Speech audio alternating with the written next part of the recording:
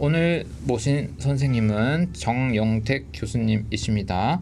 경희대학교 비교문화연구소 HK 연구교수이시면서 지금 또 아까 인천대학교에서도 이제 강의하고 계십니다. 그래서 말과 활 진보평론 뉴 레디컬 리뷰 편집위원으로 활동하셨고 주요 저작으로 모이셰 포스턴 시간과 노동 그리고 사회적 지배 그리고 1970년대에 이제 민주화 운동과 개신교 공저 그리고 민중신학 고통의 시대를 읽다 공저 등 다수의 글을 쓰셨고 논문도 아주 많이 쓰셨습니다. 이제 그 중에 이제 오늘날 자본주의 비평을 어떻게 하는지 저희가 고민하다가 딱 선생님 모시면 너무 좋겠다 싶어서 솜니움에서 모시게 되었고요.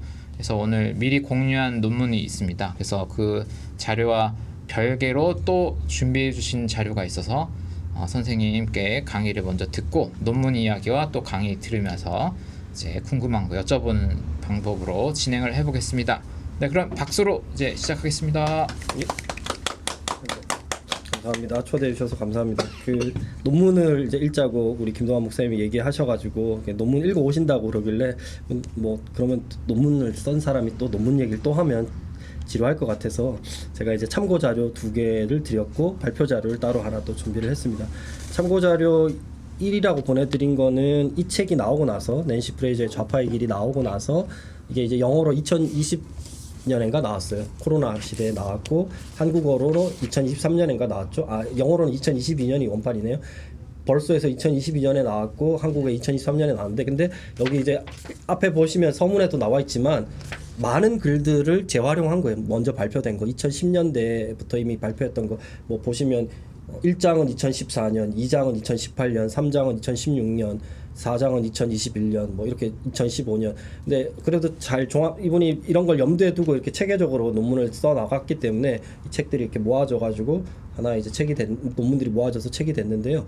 그래서 어쨌든 이 책이 나오고 나서 영어권에서도 이분을 모셔다가 이제 그 발표가 있었어요. 그 토론회가 있었고 그래가지고 하나는 이제 독일어권 참고자료 이런 독일어권에서 학술 대회가 있었던 것들을 이제 그 책으로 나왔는데 그 제가 그 발표 자료 1에도 그 사진을 넣어놨었지만 이런 책이 있거든요. 독일어로 베게 아우스뎀 카피탈리스무스 그러니까 자본주의로부터의 길은 뭐 이런 뜻이 되겠죠. 자본주의로부터 벗어나는 길은 뭐냐 뭐 그런 뜻일 텐데 어쨌든 그런 책이 있고 거기 이제 일부 파트가 낸시 프레이저를 이제 다루고 있어요. 그러니까 뭐 우리가 하던 학술 대회하고 비슷한데 사회자나 기획자가 먼저 취지를 설명하고 그러고 나서 이제 논평자들이 먼저 이제 프레이저가 발표를 하죠. 프레이저가 2017년에 여기에서 발표를 그러니까 책은 2023년에 나왔는데 그 책의 중요한 원고가 되는 논문을 발표하는데 그게 여기에도 실려 있는데 그때 발표했던 제명이 2명의 칼이 왜 1명의 칼보다 나은가?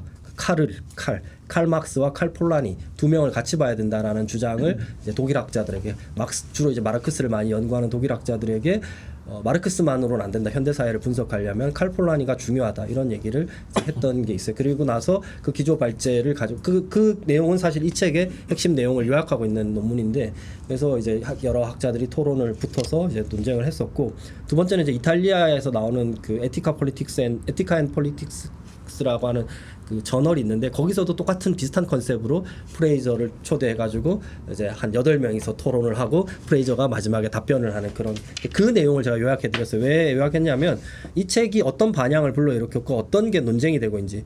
근데 제가 정리를 토론 자료 1에도 참고 자료 1에도 나와 있지만 제가 제 논문에서 제기한 쟁점은 여기에 명확하게 이 16명의 학자들이 참여한 이 2번의 심포지움에서도 잘 제기되지 않았어요. 경제가 가지고 있는 독특성에 대한 문제. 그러니까 제 논문으로 다시 돌아가면 제 논문을 읽으셨다고 하니까 앞부분은 사실 이 마르크스주의 연구라는 학술지가 서평을 다른 학술지하고 다르게 서평을 정규 학술 논문으로 취급해주는 학술지예요. 보통 이제 많은 학술지들이 서평 논문을 잘 안 받기도 하지만 한 책만 다루는 서평 논문을 안 받기도 하지만 서평을 하더라 싫더라도 그걸 정규 논문으로 안 쳐주거든요. 근데 여기 마르크스 연구는 서평도 똑같이 심사받고 정규 논문으로 취급해줘요. 근데 저는 이제 이게 서평이라고 했지만 보시면 아시겠지만 서평 이 책만 다루는 게 아니라 정말 많은 자료들을 끌어들여 가지고 이 책을 이제 어떻게든 이제 나름대로 해부하고 비판을 했던 건데요.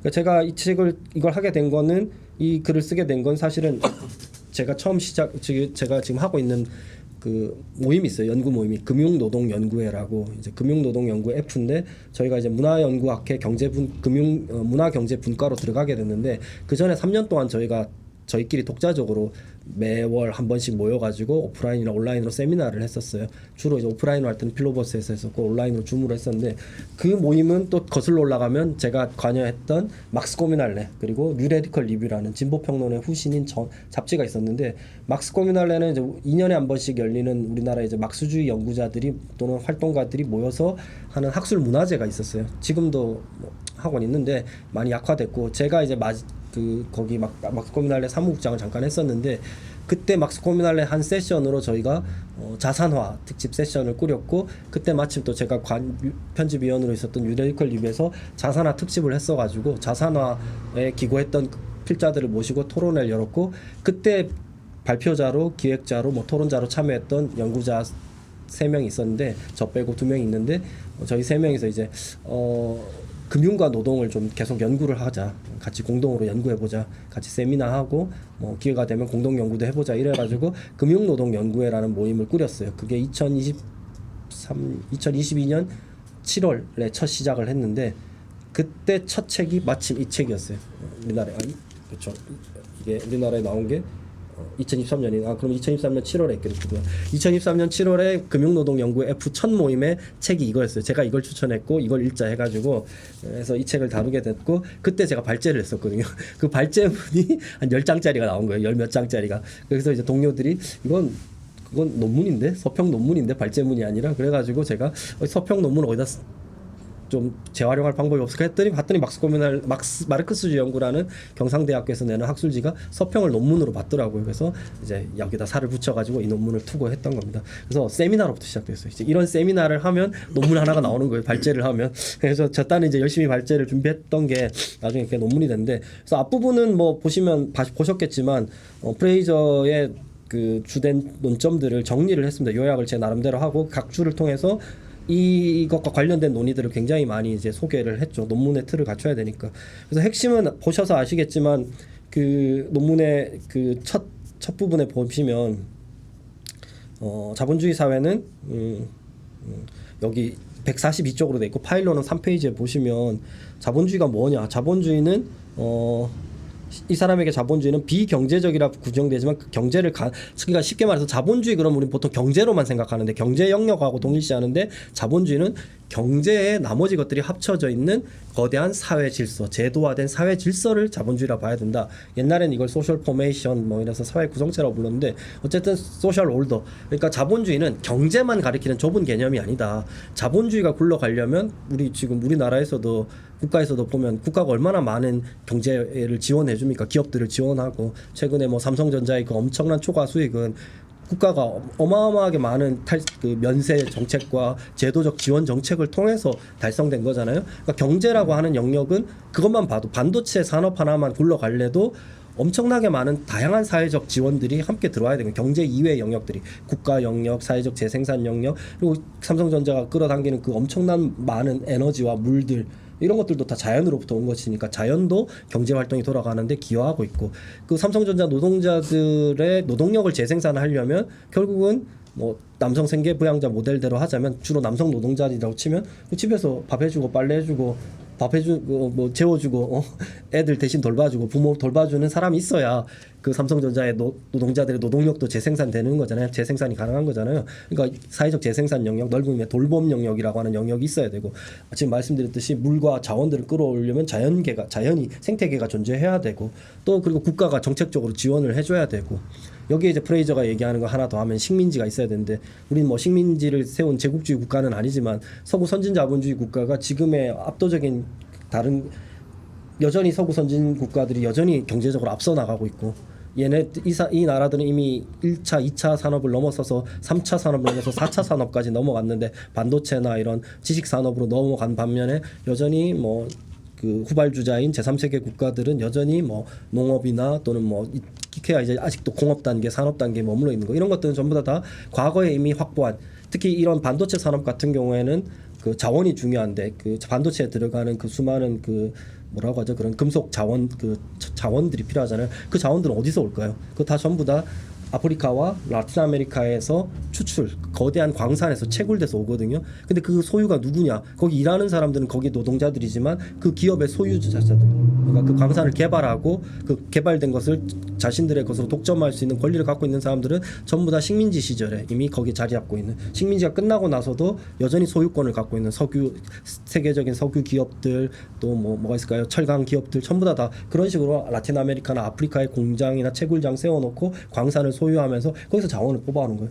그 자원들이 결국은 반도체 산업으로 들어가는 거고 프레이저식으로 얘기하면 경제 하나가 돌아가기 위해서도 국가가 있어야 되고 자연 생태계가 있어야 되고 사회적 재생산 영역이 있어야 되고 돌봄이나 자신이 직접 고용하지 않은 그 돌봄 노동자들, 그러니까 돌봄 해주는 사람들, 남성 노동자 직접 고용한 기업이 직접 고용한 남성 노동자들은 기업이 직접 고용했지만 그 사람의 노동력을 재생산하는 일을 하는 가사 노동이나 돌봄 노동을 하는 사람은 기업이 직접 고용하지 않잖아요. 그러니까 돌봄 영역은 기업이 사실상 전유하고 무상으로 전유하고 있는 거거든요. 돌봄 노동에 대한 돈을 주지 않죠. 그러나 어쨌든 간에 우리가 지금 흔히 얘기하는 임금이라고 하는 것에는 기본적으로 개인의 어떤 노동력 비용만이 아닌 정확히는 가족 모델로 해가지고 남성 생계 부양자를 모델을 어떤 정상값으로 설정해놓고 결국은 이제 피부양자들의 어떤 그 생활비까지도 좀 포함하는 걸로 임금을 주기는 하지만 어쨌든 간에 직접적으로 자본이 생산한 것이 아니란 말이에요. 이렇게 이제 사회적 재생산 영역 그리고 식민지도 사실 제국주의 시대에 국가에 의해서 확보된 그리고 그 식민지의 유산으로 가지고 있는 제3세계에 가지고 있는 그 수많은 어떤 그 자원의 어떤 채굴 현장, 추출 현장들이 있는 거죠. 이런 식으로 좁은 의미의 경제만 봐서는 자본주의를 이해할 수 없다. 자본주의가 굴러가려면 경제 이외의 이런 영역들이 사실은 긴밀히 경제와 결합돼 있고 경제를 가능하게 하는 존립 조건으로서 존재해야 된다라는 게 이제 프레이저의 태제예요. 그런 식으로 포괄적인 의미로 자본주의라는 것을 경제를 넘어선 하나의 어떤 다른 영역까지 경제와 결합돼 있는 제도화된 사회 질서로 규정하는 게 프레이저의 자본주의론이고요. 근데 이제 그것만 이야기했으면 이 책은 그냥 새로운 사회학 이론 책이죠. 그냥 뭐 자본주의를 좀 더 남들보다 넓게 설명했네. 근데 이 사람은 이제 비판 이론가란 말이에요.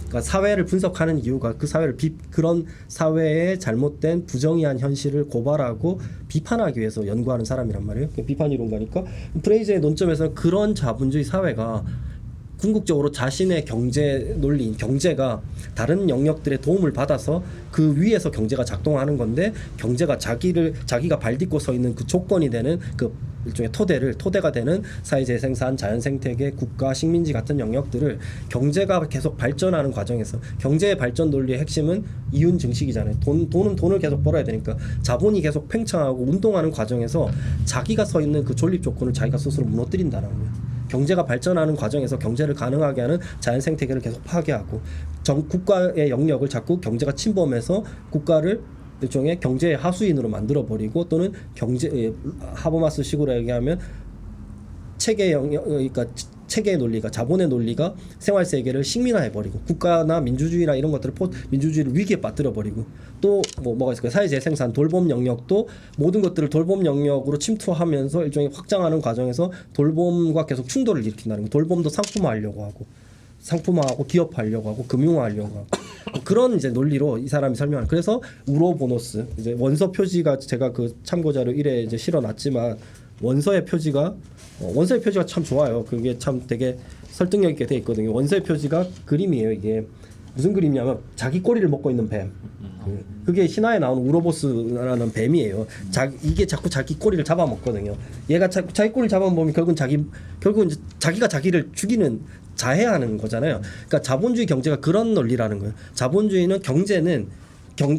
핵심이 되는 그 경제는 자신이 존재하기 위해서 경제가 작동하기 위해서는 경제 외에 사회적 조건들, 자연적 조건들, 국가적 조건들이 필요한데 그걸 경제가 발전하는 과정에서 자기의 존립 조건을 자기가 자꾸 무너뜨린다라는 거예요. 그래서 자본주의의 위기란 자본이 스스로 불러오는 위기. 자본의 발전이 자본을 가능하게 하는 다양한 조건들을 파괴함으로써 사회 전체를 결국 붕괴시키는 위기라고 규정하고, 그래서 카니발 캐피탈리즘, 자본주의는 식인적이다. 식인이라는 게 여기서 카니발이 아까 선생님 질문하셨는데 카니발의 은유를 왜 가져왔냐면 우로보노스처럼 자기 꼬리를 먹는 것처럼 사람이 지금 당장 먹을 게 없다고 또는 먹을 거를 찾아서 사람이 사람을 잡아먹기 시작하면, 식인을 하기 시작하면 결국 그 사회는 지금 당장은 유지될지 몰라도 결국 후세대가 사라지는 거고 결국 그 사회가 붕괴될 거잖아요. 자본주의가 지금 당장의 발전과 자신의 자본의 발전을 위해서 자본의 어떤 존립 조건이 되는 것들을 자꾸 파괴해 나가고 다른 영역들까지도 다 경제의 논리로 끌어들이기 시작하면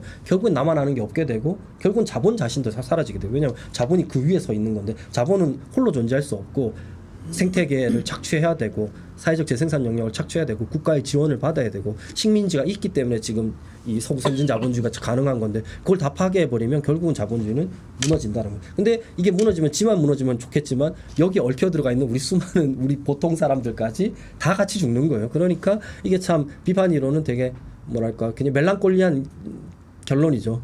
그러니까 자본이 싫은데 자본이 망하게 놔둘 수도 없는 거예요. 왜냐하면 자본이 망하면 우리 모두가 망하는 거기 때문에.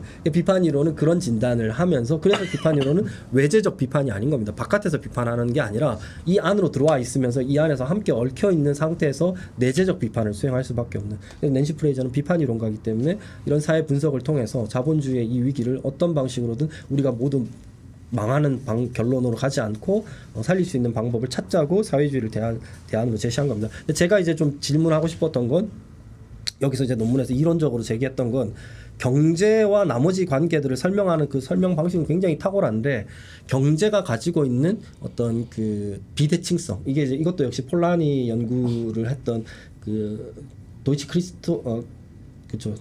크리스토프 도이치만 이라는 독일 학자가 있는데, 경제사회학자가 있는데, 이 프레이저 이 논쟁에도 참여했던 분인데, 크리스토프 도이치만이라고 하는 학자도 마르크스와 폴라니를 종합하려고 해요. 낸시 프레이저하고는 좀 다른 방식이긴 하지만, 근데 그분도 이제 얘기를 하면서 그분이 이제 지적했던 게, 그 저도 이제 막시스트니까 당연히 그렇게 생각하는데, 마치 프레이저는 경제와 다른 영역들이 대칭적인 관계인 것처럼, 그 비율이 경제나 사회나 또는 경제와 국가, 경제와 자연, 근데 항상 경제가 중심에 있고 나머지 것들과 관계를 맺는 거란 말이에요. 근데 사실 경제, 이분의 어떤 주장은 경제가 경제만으로 존재할 수 없다. 경제는 다른 것들에 의존한다. 그 말에 대해서는 우리 누구도 그러니까 반대 안 하죠. 근데 반대하지 않는데, 그렇다고 해서 경제와 나머지들의 관계가 대칭적으로 균형 있는 그런 어떤 대등한 관계냐, 그렇지는 않다라는 거예요. 그리고 경제는 나머지 다른 영역, 이게 루만주의자들하고 막시스트들이 또 논쟁하는 지점인데, 루만이 경제를 사회를 구성하는 다양한 체계들 가운데 하나로 넣었어요. 이건 루만에게만 적용되는 게 아니라 쌤 좋아하시는 라투르에게도 적용될 수 있어요. 존재 양식의 탐구에서도 경제는 그냥 여러 존재 양식들 가운데 하나로 처리되거든요. 막시스트들이 동의할 수 없는 건 그거예요. 경제가 그렇다고 해서 경제가 모든 것이라고 얘기하는 거 아니에요. 사회가 없다, 정치가 없다, 교육이 없다, 종교가 없다, 그런 얘기하는 거 아닙니다. 당연히 그런 각각의 장들이 존재하고 체계들이 존재하고 각각의 존재 양식들이 있다는 걸 인정해요. 그리고 거기에 자율성이 있다는 것도 다 인정합니다. 근데 중요한 건 그것들과 그 중에 하나인 n분의 1 n을 여러 n개의 사회 체계 가운데 하나인 경제가 나머지와 다르다라고 주장해요. 존재로서는 독립적인 그 하나에 불과하지만 그 가지고 있는 힘의 크기는 절대적으로 다르다라는 거예요. 그렇기 때문에 막시스트가 딴 게 막시스트가 아니라 뭐 막스를 너무 사랑하는 사람들도 아니고 무슨 막스의 원전을 교리처럼 숭상하고 그런 사람들이 아니고요. 막스가 제기했던 가장 중요한 쟁점은 경제가 자본주의 사회에서 다른 모든 영역들을 뛰어넘는 압도적인 권력이라고, 압도적인 힘이라고 주장하는 거거든요. 자본이 그런 힘을 갖고 있다. 그래서 우리가 살아가는 세계를 여러 다양한 명칭들을 붙일 수 있음에도 불구하고 자본주의 사회라고 부르는 이유. 우리 사회를 설명하는 많은 설명 틀이 있죠. 우리 사회가 어떤 사회입니까? 저기 한병철 선생님처럼 피로 사회라고도 할 수 있을 것이고, 백낙정 쌤처럼 분단체제, 분단사 사회라고도 할 수도 있을 것이고, 그냥 신학자들처럼 여기 프로필 사회라고도 할 수 있을 것이고, 우리가 살아가는 사회에 붙을 수 있는 많은 형용사들, 수식어들이 있음에도 불구하고 지금 수백 년 동안 저런 용어들이 계속 등장해 왔어요. 제가 사회를 공부한 20년 동안 한국 사회도 어마어마하게 많은 사회, 단속 사회, 분노 사회, 허기 사회, 피로 사회, 갈등 사회, 뭐가 있을까요? 프로필 사회, 사회, 최근에 손절 사회, 손절 사회, 뭐 아파트 사회, 온갖 사회들이 등장합니다. 근데 그 모든 것들을 다 제쳐두고도 사회과학자들이 딱 하나만 택하라고 하면 자본주의 사회라고 선택하겠죠. 우리가 살아가는 사회를 그 누가 자본주의 사회, 그러니까 대문자로서 이 자본주의 캐피탈리스트 소사이어티라고 할 때 이 캐피탈리스트 도대체 무슨 의미로 캐피탈리스트한 거냐? 이 사회가 캐피탈리스트하다고 하는 게 자본가들이 지배적이어서 자본가들이 힘이 제일 세서 그것도 틀린 말은 아니지만 결국 궁극적으로는 이 사회를 추동하는 궁극적 힘, 가장 강력한 힘이 자본으로부터 나온다. 자본의 운동에 이 사회의 향방이 언제나 의존하고 있다. 그렇다고 해서 자본이 모든 것이다라고 얘기하는 것도 아니고 다른 영역들이 다 무가치하다고 얘기하는 거 아닙니다. 다른 영역들에 비해 자본이 압도적으로 힘이 세다. 그래서 경제 위기는 그 사회 전체의 위기로 번거지게 되고 경제의 모든 사회의 관심과 그리고 심지어는 이데올로기적 거의 중립지대로까지 경제는 얘기될 정도로 좌나 우나 경제만 살리면 된다. 또는 경제적 실용적 관점에서 경제 성장이라는 실용적 관점에서는 좌나 우나 별 차이가 없고 사실 그런 어떤 것들이 할 때 우리가 이제 일종의 이 사회를 지배하는 어떤 무의식적 어떤 실제로서 자본주의를 이야기하는 거고. 근데 저는 이제 그런 쟁점을 제기하려고 합니다. 프레이저가 되게 이제 경제를 상대화시켰다. 그리고 경제 이외의 경제를 가능하게 하는 보이지 않았던 국가 영역, 사회 영역, 식민지 영역 이런 것들의 중요성, 생태계 영역 중요성을 알려준 거는 이 뭐랄까 완고한 막스주의자들, 경제만 하는 사람들, 소위 경제주의자들, 경제 바보야 문제는 경제야 이렇게 얘기하면서 경제 외에 다른 어떤 개혁이나 경제를 건드리지 않는 개혁들은 다 실패할 거고 다 그거는 뭐랄까 계량이고 이렇게 주장하는 것도 분명히 잘못됐어요. 경제 문제를 풀려면 다른 데서 문제를 풀어야 될 때가 많아요. 경제는 다른 것들에 의존하고 있으니까. 그 말도 그래서 프레이저가 일종의 교정을 제시한 거죠. 경제주의에 대해서. 경제만 홀로 존재하는 게 아니라 경제를 가능하게 하는 조건들이 있기 때문에 경제 문제를 해결하려면 그 조건들도 같이 풀어야 된다. 그래서 경제가 만약에 예를 들면 미국 경제 같은 경우에는 식민지부터 계속 이어져온 인종차별 체제 위에 미국 자본주의는 서 있는데 미국 자본주의 문제를 풀려면 인종차별도 같이 풀어야 된다. 인종차별 문제도 해결을 해야 되고 인종차별 문제를 해결하려면 자본주의 문제도 같이 풀어야 된다. 그리고 더 나아가서 사회적 재생산이 돌봄 같은 사회적 재생산 영역, 섹슈얼리티하고 연결된 영역들이 가부장제라는 또 다른 어떤 자본주의보다 더 오래된 사회적 제도 하에서 유지되고 있고 그걸 자본주의가 이용하고 있다면 의존하고 있다면 사실은 성차별이라든가 가부장제라든가 이런 이제 페미니즘적 이슈들 이런 성정치적 이슈를 풀려면 자본주의 문제를 같이 풀어야 되고 또한 자본주의 문제를 풀려면 가부장제나 섹슈얼리티, 성차별을 같이 풀어야 된다. 이렇게 제시함으로써 많은 학자들에게 이거 하나만 다른 영역에서 활동하지만 그 영역이 활동이 곧 자본주의하고 연결될 수 있다라는 어떤 확신을 주고 자긍심을 심어주고 심지어 이런 논리로 가면 이제 종교 분야에서 활동하는 우리한테도 희망이 될 수 있어요. 왜냐하면 종교도 자본주의가 종교에 의존하기도 하고 자본주의가 종교적 이데올로기들에 의해서 자본주의적 노동윤리가 재생산되고 그렇기 때문에 자본주의도 종교에 의존하고 있는 거예요. 그러니까 우리는 자본주의가 의존하고 있는 종교 문제를 풀지 않으면 종교 문제를 해결하지 않으면 종교 영역의 변혁을 이루지 않으면 자본주의 변혁이 불가능하다는 얘기를 우리도 옆에서 신학자들도 줄 서 있다가 딱 옆에서 한마디 할 수 있는 거예요. 우리도 우리가 하는 활동들에 대해서 자긍심을 가질 수 있고 그런 면에서 프레이저는 굉장히 시야를 넓혀줬고 많은 어떤 다양한 활동들이 자본주의랑 연결되어 있고 자본주의가 그것에 의존하는 한에서 그런 활동들도 다 같이 의미가 있다라는 걸 일깨워줬다는 점에서 되게 이제 소중한 기여를 했죠. 본인 스스로가 사회주의 페미니스트로서 페미니스트 막시스트로서 언제나 두 가지 문제를 항상 같이 붙들고 온 사람이거든요. 가부장제 또는 성차별주의, 남성 우위, 남성 중심성 이것과 동시에 자본주의 이 두 가지를 같이 풀어. 이 두 가지가 서로 이게 이쪽에 의존하고 있고 이것이 또한 여기에 계속 공무하는 어떤 역할을 하고 있다면 이 둘을 같이 붙들어야 되고 이걸 가르쳐줬다는 점에서 되게 중요하죠. 저도 다 동의하는데 단지 이제 좀 놓치고 있는 게 경제가 가지고 있는 다른 그 영역들을 압도하는 경제의 힘. 그걸 어떻게 설명할 것인가. 경제는 반대로 생각해보세요. 국가는 이렇게까지 여러 영역들에 의존한다고 말할 수 없어요.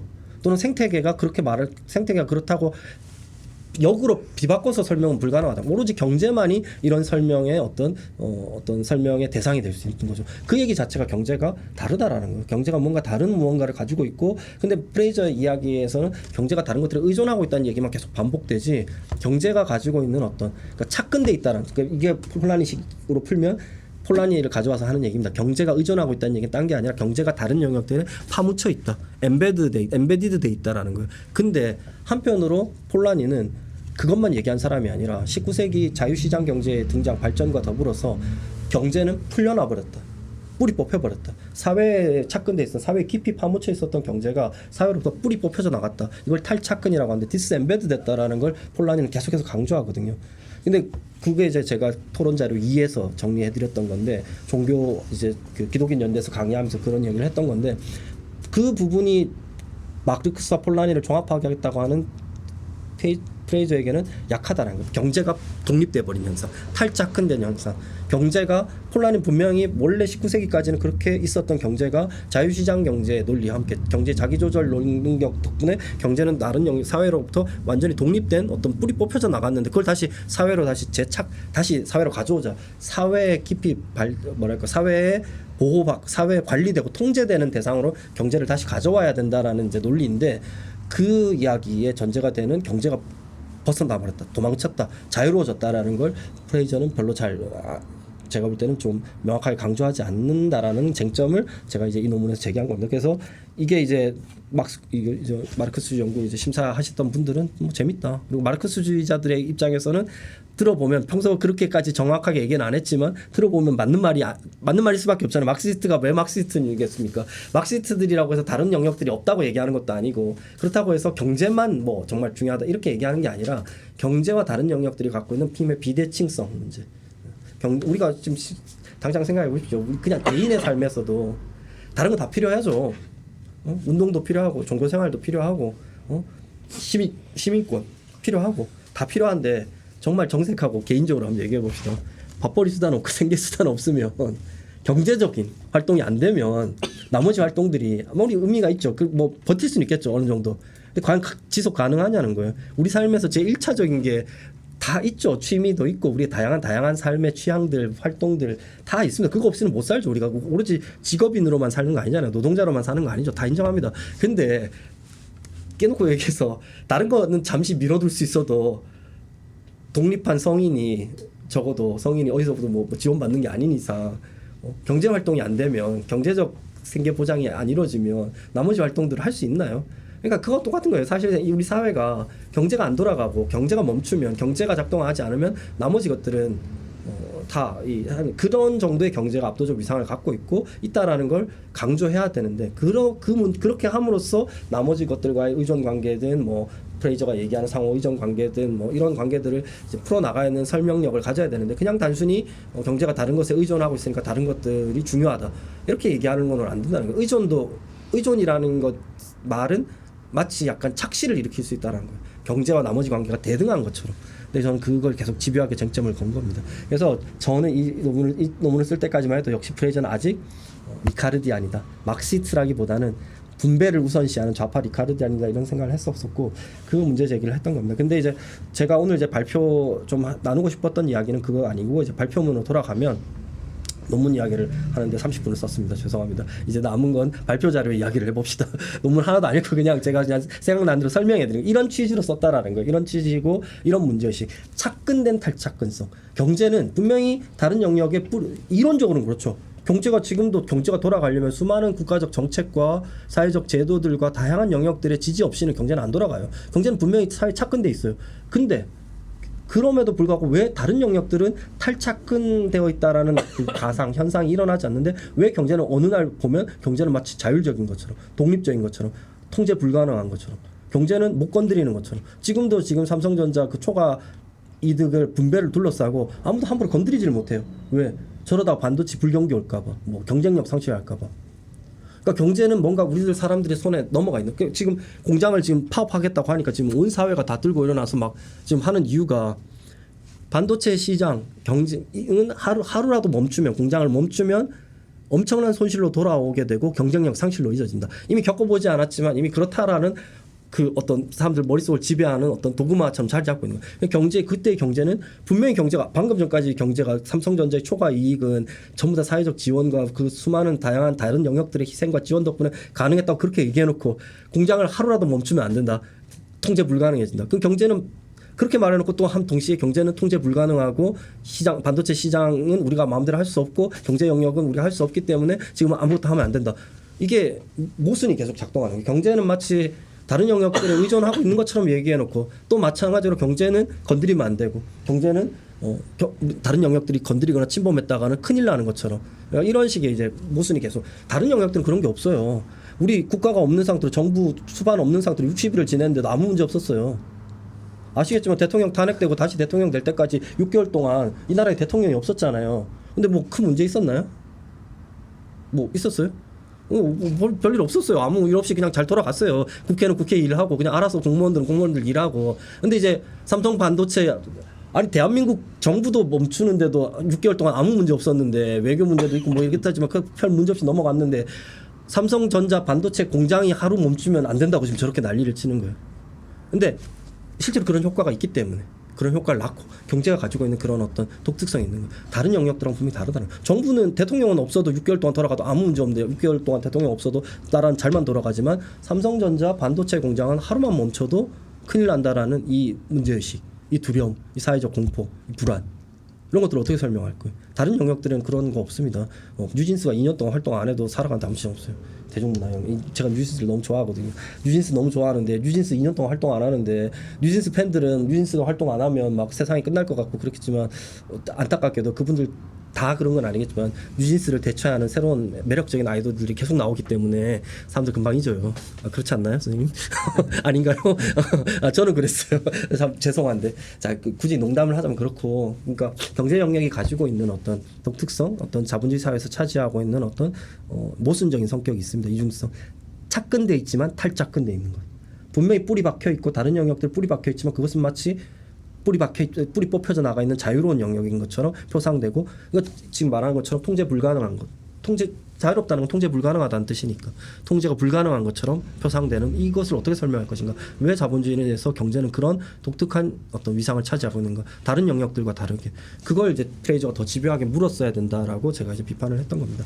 그래서 발표 자료로 넘어가면 그 이제 제가 제기한 이 쟁점은 아니지만 뭐 다른 쟁점들을 제기하고 있는 게 참고자료 1이고 참고자료 2는 여기서 이제 그 얘기보다는 그런 이제 각을 세우기보다는 프레이저로부터 우리가 얻어올 수 있는 게 뭔가를 이야기할 때 프레이저가 얘기한 이 경계, 그러니까 이 지금 계속 자본주의가 자기 그 경제가 다른 비경제적 영역들을 침범해 들어가는 형상들, 국가를 잠식해 들어가는 이거는 이제 경제로부터의 국가의 독립, 민주주의의 독립, 정치의 독립성을 주장하는 경계투쟁으로 나타나고 사회 재생산 영역을 침범해 들어갈 때 사회 재생산 영역을 돌봄과 시장의 모순, 충돌이 발생하면서 어떤 뭐 돌봄으로 표상되는 어떤 다양한 가치들, 뭐 생명이라든가 뭐 교육이라든가 이런 가치들을 지키려고 하는 시장화되는 것을 막으려는 투쟁. 이 일어나게 되고 또 뭐가 있을까요? 식민지를 잠식해 들어가면 식민지에서의 어떤 반식민지 투쟁이 일어나고 또는 인종차별 투쟁이 일어나고 또 아까 말한 그 여성 돌봄 영역이라고 하는 것에는 또 여성주의적인 투쟁이 일어나고 이걸 이제 프레이저는 이것도 되게 중요하게 생각한 거예요. 프레이저는 이런 식으로 자본이 자기 꼬리를 계속 잡아먹고 자기의 존립 조건 우로보노스로 식으로 얘기하자면 꼬리를 잡아먹는 사태가 계속되면서 각 영역에서 침범당하는 또는 잠식당하고 있는 영역들에서 그 경계를 지키려는 투쟁 그걸 경계투쟁이라고 부릅니다. 그 보더 스트러글이 발생하면서 계속해서 거기서 이제 프레이저는 어떤 희망을 보는 거예요. 다 그냥 잡아먹히는 건 아니다. 자본이 계속 자본의 논리를 침투시킬 때 대학으로 교육으로 뭐 정치의 영역으로 사회 재생산의 영역으로 종교의 영역으로 문화의 영역으로 자본의 논리가 계속해서 침투되고 잠식해 들어갈 때 자본은 재생산되기 위해서 계속 자기 증식을 하기 위해서는 계속해서 움직여야 돼요. 시간적으로는 미래를 향해 나아가야 되고 그 방식이 결국 금융화로 이어지는 거고 미래까지도 이제 식민화하는 거고 그다음에 공간적으로는 영역적으로는 이 세상에 자본의 논리가 작동하지 않는 곳이 없어야 돼요. 종교든 교육이든 문화든 모든 영역으로 자본은 침투해야 됩니다. 그건 자본이 그쪽 영역을 사랑해서 그런 게 아니라 자본은 자본의 이윤 증식이라는 그 어떤 목적이 실현되지 않으면 그러니까 경제적인 가치가 계속 재생산되지 않으면 자본은 죽기 때문에 그걸 위해서 자본은 본능적으로 계속해서 다른 영역으로 침투해 들어가면서 거기서 돈벌이를 만들어내야 되는 거예요. 교육도 시장화 시켜야 되고 상품화 시켜야 되고 종교도 시장화 시켜야 되고 그게 자본의 본능입니다. 그게 다른 영역들은 그런 본능이 없는데 자본에겐 그 본능이 있어요. 그 본능 없으면 자본주의는 무너지기 때문에 자본은 그걸 계속 이제 잠식해 나가는 과정에서 경계투쟁이 벌어진다는 거예요. 일상의 각 영역들에서. 근데 그걸 저는 이제 민중신학적 관점에서 오늘날의 민중사건은 저런 게 민중사건이다. 오늘날의 민중 사건은 다양한 삶의 현장들이 자본의 영역으로 자본의 침입으로부터 자기를 보호하는 과정에서 자본의 논리와 어떤 그 각각의 영역들의 논리가 충돌하는 현장이 경계투쟁의 현장이고 민중신학적 관점에서 이런 경계투쟁의 논리를 우리가 전유할 필요가 있겠다라면서 이제 설명했던 게 참고 자료입니다. 그 대부분의 내용들 이제 프레이저 이 논문하고 거의 유사한데 마지막 부분에 그 아까 말씀드린 그 착근된 탈착근성의 태제보다는 그냥 경계투쟁의 논리. 왜냐하면 그때 기독교 운동, 기독교 민주화 운동이나 기독교 민중 운동을 하시는 그 활동가들이 많은 그 모임에서 제가 강의를 했었거든요. 그런 식으로 이제 내용을 했었죠. 경계투쟁 같은 거. 오늘날의 사회운동적 투쟁을 이런 프레이저식의 경계투쟁으로 이해하고 바라보면 뭐 좋겠다. 이런 식으로 이제 제가 설명을 드렸던 겁니다.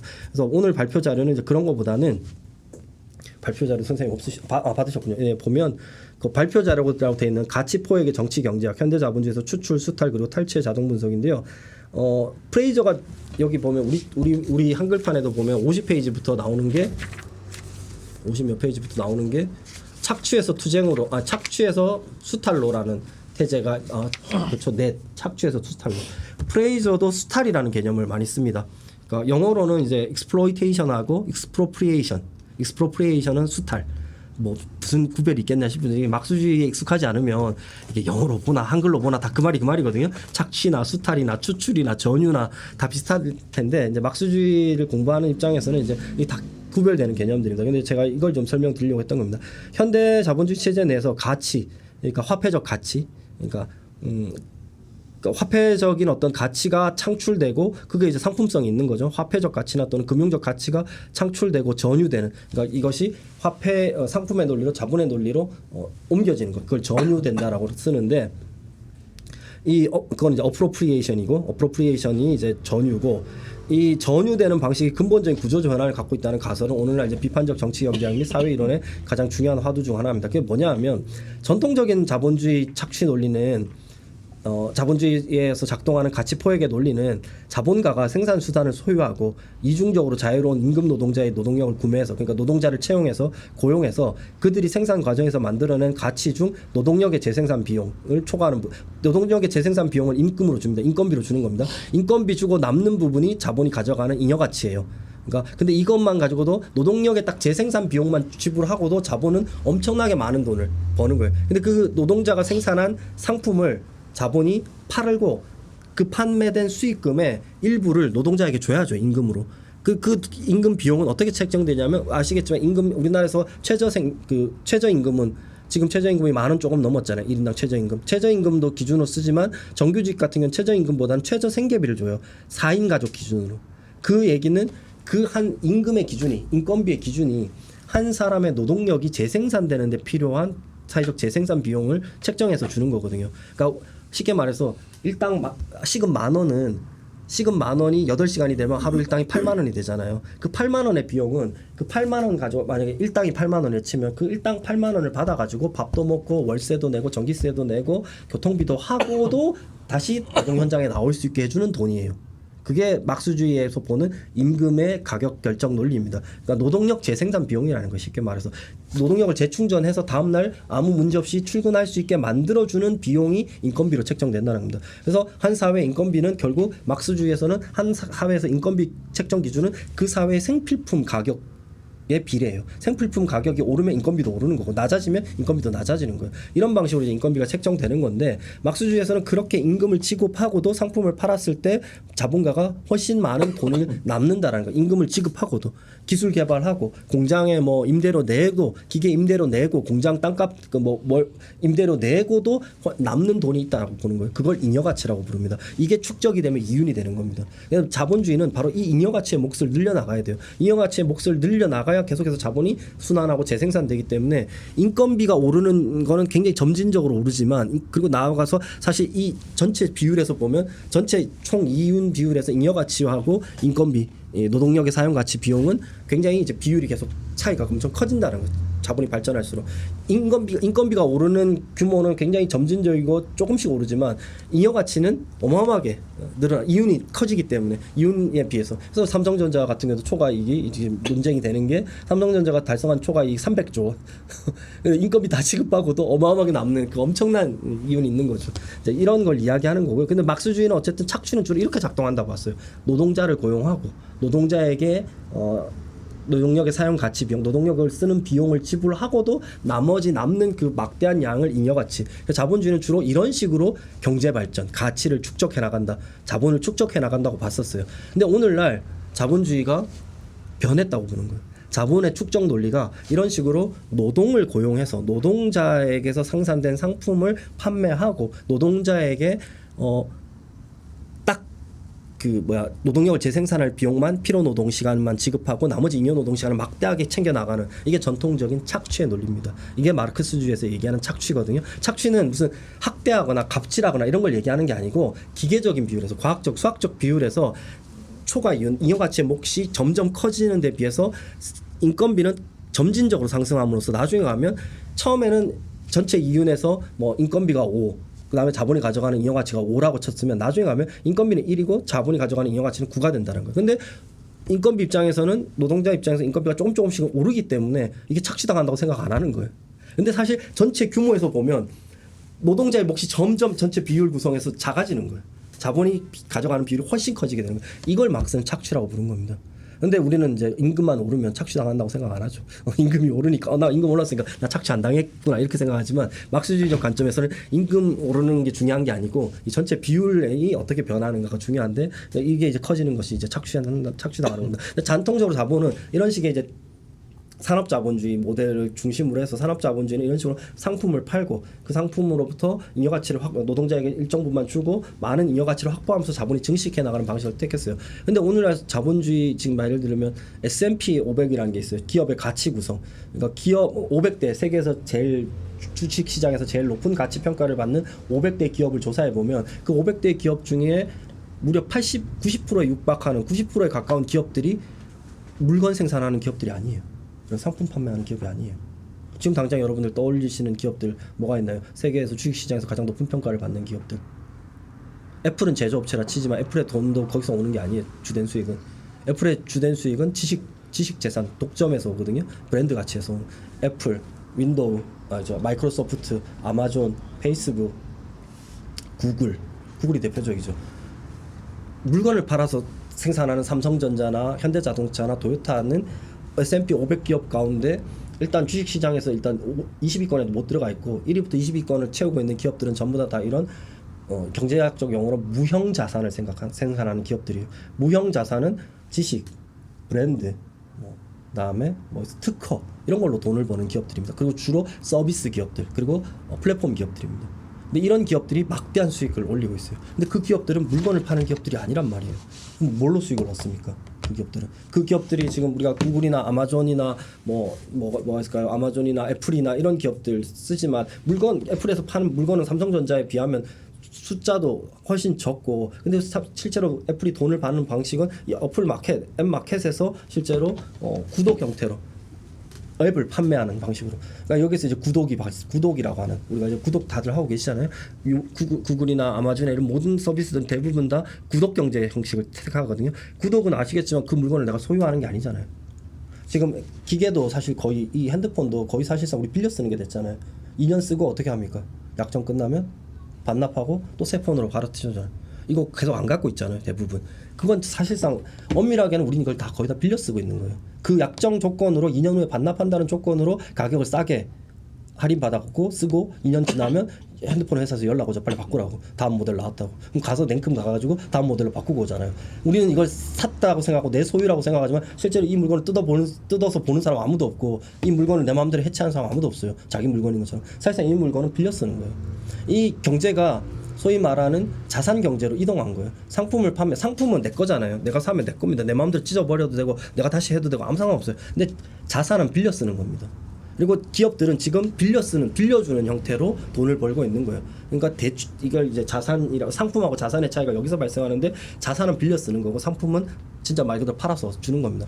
집을 생각해 보시면 알 겁니다. 집 주인이 나한테 집 빌려주는 거랑 내가 진짜 집을 소유하는 거랑. 근데 내가 집을 소유해도 나도 또 그걸 빌려줄 생각만 하지. 빌려주거나 또는 시세 차익을 남겨서 팔아먹을 생각을 하지 그걸 계속 쓴다고 생각 안 하죠. 자본주의가 생산의 경제에서 생산을 통한 가치 실현의 경제에서 실제로는 자산 그리고 자산을 통해서 자산을 빌려주면서 얻는 것을 이제 영어로는 넓은 의미로 렌트라고 부릅니다. 렌트. 우리가 이제 보통은 지대로 번역했던 건데 땅에서 원래 그 경제의 표시가 땅을 빌려주는 경제에서 시작됐으니까. 근데 오늘날 아시겠지만 빌려주는 건 땅만이 아니잖아요. 집도 빌려주고 여기 있는 어플들도 빌려주고 우리가 쓰는 클라우드 서비스들도 다 빌려 쓰는 거고 이 기기도 빌려 쓰고 자동차도 빌려 쓰고 다 빌려 쓰. 이런 식으로 가게 될 때 거기서 받는 빌려주고 받는 돈 그걸 렌트라고 불렀어요 예전에. 판매해서 버는 소득이 아니고 물건 팔아서 판매해서 받는 돈하고는 다른 겁니다. 빌려주고 계속해서 임대료 형태로. 심지어 우리 이거 어플이나 이거 클라우드 쓰시는 분들 다 전부 다 어떻게 합니까? 실제로 살 때는 1년치를 계산해서 사지만 걔네가 계산을 할 때는 월별로 계산해가지고 사실상 월별로 사실 이자 내주는 방식으로 쓰고 있는 거예요. 그러니까 사실은 이 모든 경제는 구독 경제는 금융적이고 지대추구적인 경제로 전환하고 있어요. 그리고 그런 걸 잘 만들어내는 회사가 세계에서 가장 부가가치가 높고 주식시장에서 가치가 높은 기업들이 되고 있습니다. 당장 카카오톡 같은 회사가 우리나라에서 단번에 10대 기업으로 진입을 하는 것처럼 카카오톡이 팔아서 만들어내는 물건이 뭐가 있나요? 카카오톡은 단 한 개의 물건도 눈에 보이는 물건을 판매하지 않아요. 카카오톡은 그냥 카카오톡이라는 플랫폼을 갖고 있을 뿐이에요. 근데 그 안에 있는 그 수많은 이모티콘과 뭐 선물들이나 이런 것들을 사실상 판매하는 것도 아니죠. 빌려주는 거죠. 그렇게 해서 구독하는 방식으로 돈을 버는 겁니다. 그러니까 경제가 이런 방식으로 전환되고 있다는 거예요. 그러니까 세계의 경제를 지배하고 있는 주도하고 있는 많은 기업들은 이런 식의 무형 자산을 생산하는 기업들. 그럼 무형 자산은 판매되는 게 아니라 대여되고 구독되고 임대되고 빌려주는 형태로 거기서 오는 지대로서 수익을 돈을 벌어가는. 그러니까 자본주의 사회가 과거에 기업가가 혁신적인 창조적 파괴를 일삼으면서 정주영이나 이병철처럼 거대 산업을 일으키고 수많은 사람들을 고용해가지고 사회에 도움이 되는 어쨌든 물건을 만들어냈잖아요. 쓸모가 있는 물건을 만들어낸 거 아니에요. 자동차든 뭐 전자제품이든 이런 걸 만들어가지고 판매하고. 그렇지만 어쨌든 간에 그 과정에서 이제 노동자들을 정규직으로 고용하든 뭐 비정규직으로 고용하든 간에 착취해 나가면서 재벌이 됐고 뭐 이렇게 됐다고 하는데, 근데 그것도 이제 노동자들이 투쟁해서 노동자들 임금도 올려주고 뭐 권리도 개선하면서 이렇게 온 게 전통적인 자본주의 모델이에요. 자본가와 노동자가 투쟁하면서 이 이익의 분배를 둘러싸고 갈등하고 국가는 주로 자본 편을 들고 그러다가 이제 시민권의 발전과 민주주의 발전을 통해서 어느 정도 노동자에게도 힘이 실리고 뭐 이렇게 온 과정인데, 어느새 자본주의는 신자유주의를 거치면서 그 모델이 아닌 다른 모델로 전환했다는 거예요. 다수의 대중을 고용하지 않고, 우리 지금 고용되어 있지 않습니다. 구글에 고용되어 있는 것도 아니고 애플에 고용되어 있는 것도 아니고 뭐 아마존에 고용되어 있는 거 아님에도 불구하고 플랫폼이라는 시스템 안에서 우리 모두가 그걸 이용하는 유저로서 사용자로서 참여하고 있지만, 사실은 우리 모두의 데이터가 거기에 그들의 어떤 부를 낳는 어떤 수단으로 활용되고, 그리고 나중에 가면 이제 여기서 벗어날 수가 없게 되죠. 카카오톡 벗어날 수가 있을까요? 카카오톡이 전 국민의 99%가 쓰는데 못 벗어나죠. 그러니까 독점 형태입니다. 그러니까 경쟁이 아니에요. 성공한 플랫폼 기업은, 모든 성공한 플랫폼 기업은 독점 기업입니다. 단 하나도 예외가 없어요. 근데 플랫폼 중심의 체제로 기업 산업이 넘어가게 되면서 성공한 플랫폼 기업들은 모두 독점 기업이 됐고, 거기서 전부 다 민주주의의 문제가 발생합니다. 쿠팡이 계속 한국에서 문제가 되는 이유도, 이게 쿠팡이 지금 사실상 거의 한 10년 가까이 적자를 감수하면서도 계속해서 쿠팡이 와우 배송, 뭐 로켓 배송부터 시작해서 이걸 계속 했던 이유는, 계속 투자 받아가면서 했던 이유는 단 한순간 적자가 흑자로 돌아서는 그 순간부터 이미 게임 셋이라고 알고 있기 때문에. 플랫폼 기업이 한번 흑자를 내기 시작했다라는 건 플랫폼 기업이 시장을 장악했다는 뜻이거든요. 지금 우리가 그런 상황이잖아요. 쿠팡에서 노동자들이 죽어나가도 어떻게 해볼 수가 없는, 쿠팡이 데이터를 저렇게 많이 유출시켰고 미국 정부를 동원해갖고 한국을 압박해도 쿠팡을 끊을 수가 없어요. 이미 동네 마트들은 다 망했고 슈퍼들 다 망했고 국내 자생적인 쇼핑몰 다 망했어요. 그리고 책을 주문하면 새벽에 오는, 책이든 물건이든 주문하면 그날 새벽에 오는 데는 쿠팡밖에 없단 말이에요. 이미 모든 유통망과 물류망을 다 장악했는데. 그러니까 플랫폼은 그런 속성을 갖고 있어요. 그렇게 되면 이제 우리는 이게 이러지도 저러지도 못하는 상황이 됩니다. 완전히 지배당하는. 이게 지배란, 이게 독점과 지배. 이건 전통적인 자본주의 모델이 아니에요. 전통적인 자본주의 모델은 경쟁 모델입니다. 산업 시장에서 경쟁하면서, 그리고 우리가 선택할 수 있고, 그리고 그 경쟁을 위해서 기업들은 혁신을 하고, 그리고 그 과정에서 노동과 갈등하고 노동과 전쟁을 치르면서 결국 지금 삼성처럼 노동자들에게 많은 부분을 내주게 되고 뭐 이렇게 가는 거예요. 근데 플랫폼은 그게 불가능해요. 저 플랫폼에 어떻게 파업을 합니까? 쿠팡을 어떻게 파업합니까? 쿠팡을 어떻게 거부해요? 쿠팡과 어떻게 싸울 겁니까? 이게 이제 복잡한 이런 모든 구조적 전환은 이런 정치적 전환은 또는 사회적 권리의 전환은 자본주의 자체가 전환하고 있기 때문에 자본주의가 착취의 모델에서 추출의 모델 또는 수탈의 모델, 탈취. 지금 제가 여기서 나온 낸시 프레이저도 그래서 착취에서 수탈로 얘기합니다. 착취보다 수탈이 더 커졌다는 거예요. 수탈이 더 중요하다는 거예요. 낸시 프레이저가 얘기하는 수탈은 뭐 굉장히 광범위한 개념이긴 하지만 식민지, 그다음에 여성 수탈, 자연 수탈 이런 것까지 다 포괄하는 개념이긴 하지만 어쨌든 이렇게 얘기를 하든 아니면 제가 여기 써놓은 것처럼 추출이라는 논리로 설명을 하든 또는 제이슨 모어처럼 이 사람은 여기서 전유라는 모델을 써요. 전유로 얘기를 하든 또는 이 사람 데이비드 하비처럼 탈취라고도 얘기할 수 있어요. 디스포제션, 강탈로도 번역했는데 이런 새로 제기시되는 탈취, 추출, 수탈, 전유 이런 모든 개념들은 각자 강조점은 다르지만 전통적인 착취의 모델이 아닌 다른 방식으로 자본주의가 부를 증식해 나가고 있는 걸 포착하려는 개념입니다. 주로 추출은 지대적인 측면, 지대나 금융적인 측면. 그러니까 오늘 자본주의는 지대와 금융에 거의 의존하고 있거든요. 기업들도 금융화되어 가고 있고 기업들이 돈을 버는 방식도 상품 판매하는 것보다는 우리를 일종의 어떤 그 신용 상품의 금융 상품의 사용자로 만들어서 SK가 우리를 평생 동안 결국은 이 SK의 일종의 채무자적 거래 관계에 놓이게 만드는 방식으로 그러니까 지대하고 금융의 경계도 사라지고 있는데 어쨌든 간에 이런 식의 이런 어떤 약정 상품을 쓰는 거에도 중요한 게 결국은 금융적 논리가 작동하거든요. 그러니까 연체료가 안 생기려면 월 소득이 확보가 돼야 계속해서 이거를 자동이체를 걸어놓고 쓸 수 있는 거잖아요. 카드로 결제하는 거잖아요. 만약에 월급이 안 들어오는 순간 되면 돈이 자동이체가 결제가 안 된 거고 바로 연락이 오고 그러니까 금융과 지대는 굉장히 같이 결합돼서 작동하고 있고 많은 경우 지금 오늘날 경제의 부가 창출되는 영역은 바로 그런 금융과 지대 영역들이거든요. 지금 당장 돈을 못 벌어도 나중에 돈을 벌 수 있다라는 그 믿음으로 일정 부분 조금만 소득만 있어도 그걸로 뭐 금융적 결제를 하는 이런 세계가 되면서 그런 일들이 벌어지고 있는데 그래서 제가 여기 이제 쭉 지도를 그리려고 했던 게 전통적 착취가 있다면 오늘날 확장된 추출이 있다. 면서 이제 여러 이야기들을 했었습니다. 그래서 뭐 이걸 지금 다 설명 표 하나만 보고 마무리할게요. 그 보시면 맨 그 발표 자료 맨 뒤에 보시면 9페이지에 보시면 지금 쭉 길게 얘기한 걸 표로 정리했는데 확장된 추출 산드로 메자드라나 브랜 닐슨 이 책 저자 이 책에서도 나오지만 이 책의 후속작에서도 얘기하고 있는 추출의 논리 익스트랙션 이거는 우리가 일상적으로 많이 쓰는 말이 익스트랙트 추출 뭘 뽑아낸다라는 거잖아요. 뽑아내는 거. 원래 광산에서 쓰던 말이에요. 천연자원 추출하는 광산에서 마이닝. 근데 여러분도 아시겠지만 그 마이닝 디지털 채굴이라고 할 때 그 코인 채굴하는 데도 쓰는 그 마이닝이라는 단어도 광산에서 온 단어잖아요. 근데 오늘날 채굴이든 추출이든 이 말을 천연자원의 추출이나 광산 채굴에만 쓰지 않아요. 데이터 추출, 금융적 수익 추출, 그 다음에 방금 말한 그 클라우드 그 다음에 어플, 구독료 추출 여기도 다 쓸 수 있는 말이에요.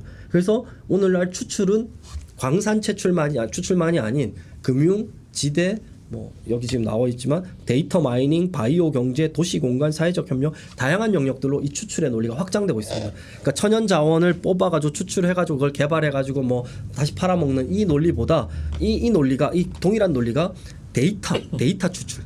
지금 우리 데이터 추출되고 있거든요. 마치 자본은 흙을 캐가지고 흙 안에서 금을 찾아내듯이 금을 뽑아내듯이 정련해가지고 재련해가지고 금을 해내듯이 우리 삶에서 유용한 데이터들을 우리가 남기는 흔적들을 데이터화해서 빅데이터화해서 거기서 유용한 정보들을 끌어내고 있는 거예요. 선생님하고 저하고 막 우리 다 서울에 사는 남자 20, 30대 40대 남자들이 주로 쓰는 화장품이 무엇이고 뭐 좋아하는 차가 무엇이고 주로 보는 채널이 무엇이며 뭐 주로 보는 책이 무엇이며 알라딘 우리가 1년만 지나면 알라딘 항상 우리한테 뭐 보내주잖아요.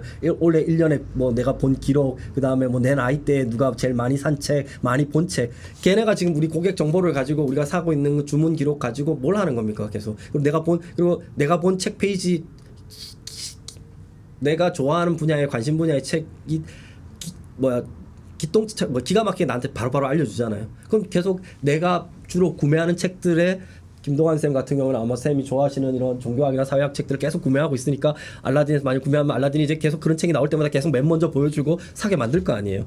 그런 식으로 이제 데이터를 추출하고 있는 거예요. 사실상 데이터를 추출해가지고 유용한 정보가 무엇인지를 찾아내고 거기서 맞춤형 전략과 사업 전략들을 뽑아내고 있는 거예요. 그러니까 광산 채굴만이 아니라 데이터 채굴, 금융 이런 모든 추출의 논리가 확장되고 있다는 거예요. 그래서 자본이 직접 조직하지 않은 외부의 인간 협력과 인지적 활동들에까지도 침투해가지고 거기서 자본의 정보, 자본이 활용할 수 있는 정보들을 끌어내고 있는 겁니다. 그래서 데이터 추출이 추출주의가 이걸 주장. 그 자본주의가 오늘날 데이터가 제일 중요해졌어요. AI 시대에 특히 잘 아시겠지만 데이터 전쟁입니다. 지금 데이터 가지고 지금 미국하고 중국이 무역 갈등을 하는 이유도 샤오미나 중국 제품들이 미국 데이터 가져간다고 보는 거 아니에요. 미국이 가지고 축적해온 데이터를 뺏어간다고 생각하는 데이터가 오늘 자본의 핵심이 되면서 이런 논리가 출현한 거고요. 그러니까 자본주의에서 데이터가 중요해지면서 추출주의라는 분석들이 전통적인 사람 부려가지고 아까 말한 착취의 논리보다 이런 데이터를 통해서 데이터를 확보했을 때 얻을 수 있는 어마어마한 막대한 수익 플랫폼화해서 얻을 수 있는 수익이 커졌다라는 거 이걸 포착하려고 나온 게 추출주의입니다. 확장된 추출이고 낸시 프레이저는 수탈이라는 개념을 밉니다. 착취보다 수탈이 더 중요하다. 그래서 여기도 보면 등가 교환을 우회하는 몰수 및 축적을 그러니까 돈을 제값을 치르지 않고 공짜로 수탈은 그런 거예요. 우리 옛날에 자본주의로 넘어가기 전에 농민들이 잘 자기들이 땅 일구고 살아왔던 그 땅을 갑자기 어느 날 소유주라고 하면서 나타나가지고 그 땅에서 농사 못 지게 하고 다 쫓아내고 거기를 막 공장으로 바꾼 거는 이제 막스가 얘기한 인클로저고 뭐 실제로 고려에서 조선으로 넘어갈 때도 그런 갈등이 있었다고 사극에서 많이 보여주던데 그런 식으로 이렇게 돈 안 주고 제값 안 주고 정치 권력이라든가 다른 힘을 가지고 뭐 인종적 권력이나 이런 걸 가지고 또는 남성 가족 모델 안에서 남성 생계부양자 가족 모델 가부장제 안에서는 남자가 여성의 돌봄 노동을 그런 식으로 가부장적 권력과 힘을 가지고 수탈하는 거잖아요. 이건 수탈은 제값 노동처럼 노동은 제값은 주는 거예요. 제값은 주는데 그 몫이 훨씬 자본이 크다라는 게 착취이고 제값 안 주는 걸 착취라고 부르는 게 아니고 값은 주는데 훨씬 더 큰 몫이 그걸 생산한 노동자보다 자본가가 가져간다. 그래서 착취라고 한 건데 수탈은 법적인 그런 것도 아니에요. 고용도 하지도 않고 법적으로 제대로 가격도 지불하지도 않고 정치 권력이나 다른 힘으로 다른 경제 외적인 권력으로 돈을 그 자원을 추출해 나가 뺏어 나가는 거 그걸 수탈이라고 하는 겁니다. 낸시 프레이저는 오늘날 자본주의가 전통적인 착취보다 수탈이 더 중요해졌다고 수탈로 더 많이 먹고 사는 경제로 가고 있다고 주장하는 거예요. 비슷한 얘기지만 좀 다른 얘기입니다. 여기에는 사회적 재생산 영역이나 인종주의, 인종적 차별, 인종적 침해 뭐 이런 것들까지 다 포함하고 제3세계 식민지 그다음 뭐 이런 것들을 포괄합니다. 그래서 착취를 가능하게 하는 비경제적 조건, 숨겨진 장소를 식인적으로 파괴하고 빨아들이고 있다. 수탈이 더 나가고 있다. 이 수탈의 논리는 사실 데이비드 하비가 먼저 제시했던 탈취하고 거의 비슷한 내용입니다. 뭐 민영화, 금융화, 위기 조작을 통한 시공간적 조작, 뭐 하여튼 이런 식으로 이제 데이비드 하비는 탈취, 강탈을 주장했었고 이걸 조금 약간 더 넓은 의미로 프레이저는 수탈이라고 얘기하는 겁니다. 근데 아시겠지만 여기 나오는 확장된 추출, 탈취에 의한 축적, 그 다음에 밑에 있는 자산화, 그 다음에 지금 여기에는 표는 안 넣었지만 제이슨 무어의 전유의 논리 이거 전부 다 프레이저보다 먼저 나온 얘기들이에요. 낸시 프레이저는 그걸 잘 종합한 겁니다. 이 이야기들을 각각의 요소들을 균형 있게 잘 종합해가지고 프레이저가 틀을 완성한 거예요. 그래서 프레이저는 그런 거에 되게 능한 학자예요. 대중화 잘하고 손쉽게 학자들이 정교하게 제시하고 어렵게 제시한 것들을 설명력 있게 설득력 있게 쉽게 제시하고 더 나아가 이걸 사회운동하고 연결시켜요. 사회운동적 이슈랑 연결시켜가지고 굉장히 이론적으로도 이해하기 쉽게 만들고 또한 운동의 어떤 목표를 정립하는데도 딱 선명하게 그럼 뭘 하면 되는구나 무슨 투쟁을 하면 되고 운동의 어떤 목표나 방향을 이렇게 설정하면 되는구나 하는 걸 잘 제시해주는 학자예요. 그게 이제 프레이저의 장점이죠. 그래서 앞뒤로 나와 있는 이 확장된 추출, 탈취에 의한 축적, 그 다음에 좀 더 정교하게 이제 제시되는 지대수치 및 지대수치 자본주의 및 자산화, 렌티어 캐피탈리즘이라고 우리나라에도 번역돼 있습니다. 그 불로소득 자본주의 시대라는 책으로 브렛 크리스토퍼스 같은 학자들이 주장하는 겁니다. 이 사람들이 이걸 이제 더 정교하게 얘기해서 오늘날 자본주의는 렌트 또는 자산 추구 경제다. 플랫폼 독점권, 특허, 금융상품, 브랜드, 부동산 전부 다 여기 있는 것들은 눈에 보이는 건 하나도 없어요. 물질적으로 손에 잡히는 물건들은 하나도 없습니다. 전부 다 지식이라든가 권리로 법적으로 보장되는 지식, 권리들이거든요. 무형의 자산들입니다. 근데 이런 걸 통해서 새로운 가치를 창조하기보다 가치라는 거는 어쨌든 간에 가격을 창조하는 거이기도 하지만 가격 있는 상품을 창조하는 거이기도 하지만 쓸모 있는 유용성 있는 눈에 보이는 재화를 만들어내는 것에 가깝거든요. 재화나 또는 서비스를 만들어내는 건데 눈에 보이지 않더라도 우리가 쓸 수 있는 사용 가치가 있는. 근데 지금 여기 있는 것들은 플랫폼 독점권, 특허, 금융상품, 브랜드, 부동산 있으면 좋은 거지만 이거 없다고 해서 우리가 살아가는데 큰 지장이 있는 그런 물건들은 하나도 없어요. 그러니까 이런 실질적인 삶에서 필요한 생필품들은 아니라는 거예요. 이런 것들은 근데 돈이 돼요. 근데 희소성을 통해서 여기 나오죠. 새로운 가치를 창조하기보다는 희소성을 인위적으로 조작하여 기존 부를 지속적으로 다른 데서 돈을 끌어오는 거예요. 그러니까 사실은 명품 같은 것들, 명품은 그 자체로 사용 가치 때문에 그게 높은 가격을 갖는 게 아니잖아요. 그 예전에 아주 그걸 극단적으로 보여주는 사태가 루이비통 종이 가방. 얼마인지 아세요? 루이비통 상표가 붙어 있는 종이 가방. 그냥 루이비통 회사에서 만든 것도 아니야. 그냥 루이비통이 어느 그냥 동네에 있는 아니면 자기들이 거래하는 종이 쇼핑백 만드는 그냥 아무 공장에다가 계약하고 발주 놓고 가져왔는데 거기다 루이비통 도장만 딱 하나 찍었어요. 로고만 박아 놓았어요. 근데 그 루이비통 종이 가방이 500만 원이에요. 근데 그 루이비통 종이 가방이 우리 집에 지금 제 뭐야 이거 얼마 줬어? 사지도 않았어. 어디서 얻었을 거야 아마. 이 10,000원도 안 하는 이거보다 훨씬 더 가치는 없잖아요. 종이 가방에 불과하니까 튼튼하지도 않을 거고. 근데 가격은 500만 원 돼요.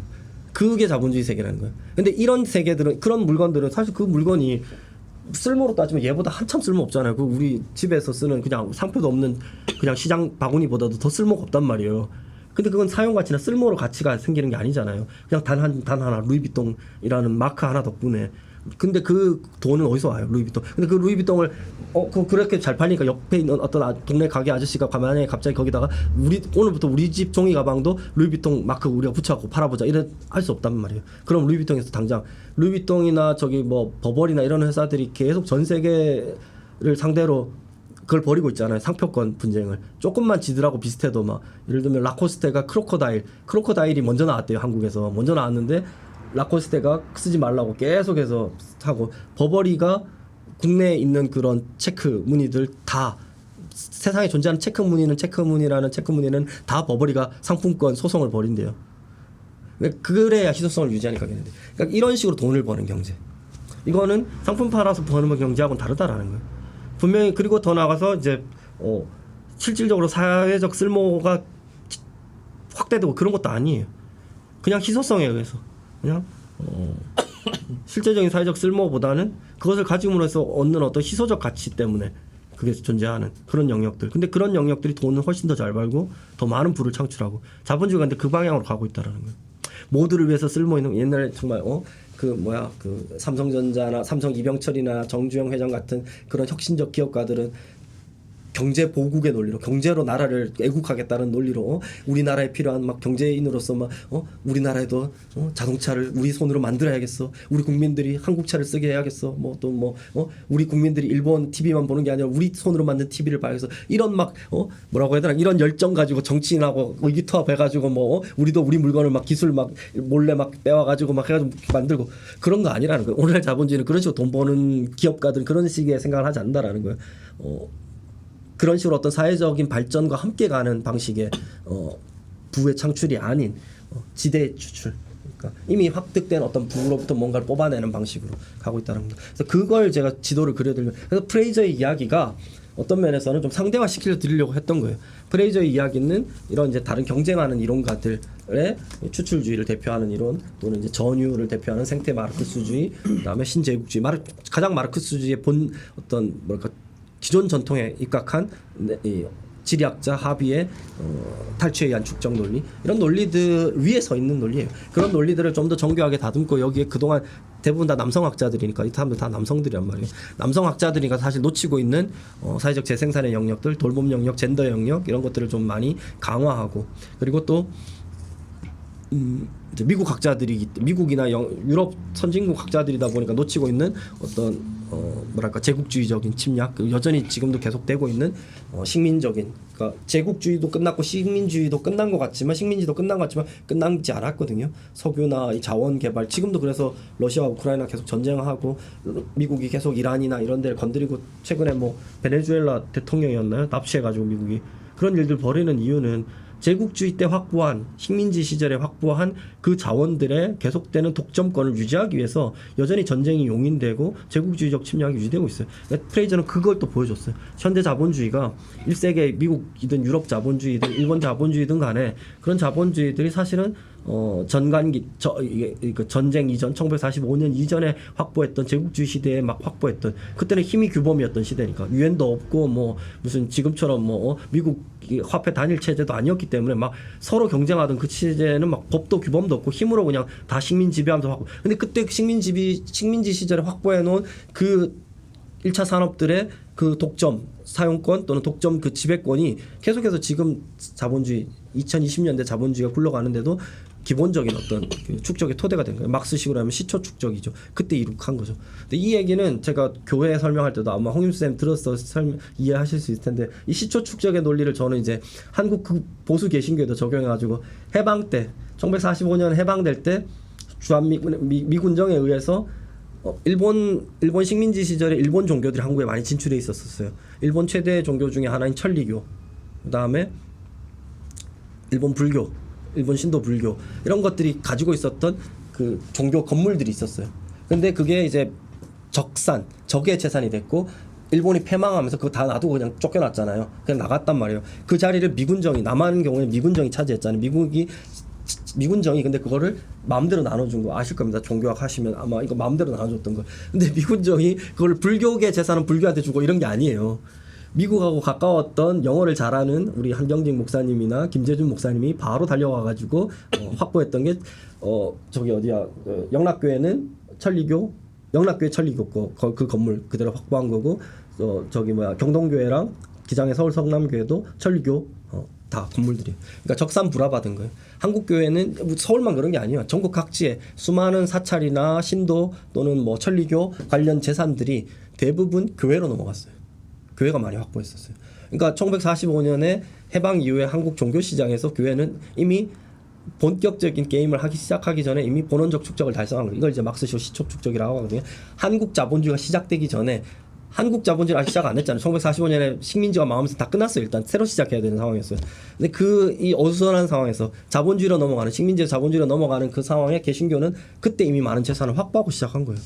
그런 것처럼 지금 제3세계에서 작동하고 있는 많은 그 자원의 소유주들, 석유 소유주들 다 미국이나 영국 기업들이거든요. 그리고 걔네들이 전 세계를 움직이는 뭐 6대 석유 기업이나든가 뭐 철강 기업들이거든요. 그때 확보한 것들이. 그때 확보한 것들 덕분에 지금도 계속 잘 나가고 있는 거죠.